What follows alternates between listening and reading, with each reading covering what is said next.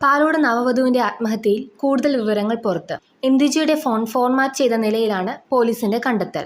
രണ്ടാം പ്രതി അജാസാണ് phone format ചെയ്തത്. തെളിവ് നശിപ്പിക്കാൻ ശ്രമിച്ചുവെന്ന് പോലീസ് പറഞ്ഞു. ഇന്ദുജിയുടെ ഫോണിന്റെ പാസ്വേഡ് അജാസിന് അറിയാമായിരുന്നു. മരിക്കുന്നതിന് മുൻപ് ഇന്ദുജ സംസാരിച്ചത് അജാസിനോടാണെന്നും കഴിഞ്ഞ ദിവസം വ്യക്തമായിരുന്നു.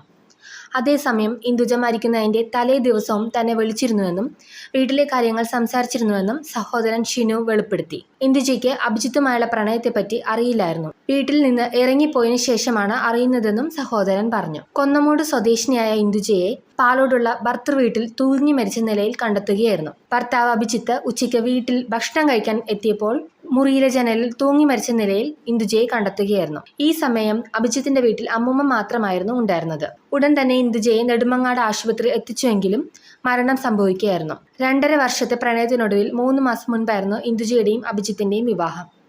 സംഭവത്തിൽ ഭർത്താവ് അഭിജിത്തും സുഹൃത്ത് അജാസും അറസ്റ്റിലായിരുന്നു. കേസിൽ അഭിജിത്താണ് 1-ാം പ്രതി, അജാസ് 2-ാം പ്രതിയാണ്.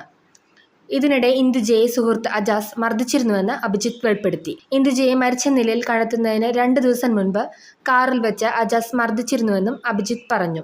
പോലീസ് നടത്തിയ അന്വേഷണത്തിൽ ഇന്ദുജയ്ക്ക് അവസാനമായി വന്ന ഫോൺ കോൾ അജാസിൻ്റേതാണെന്ന് വ്യക്തമായി. ഇതിന് പിന്നാലെ അജാസിനെ പോലീസ് കസ്റ്റഡിയിലെടുക്കുകയായിരുന്നു.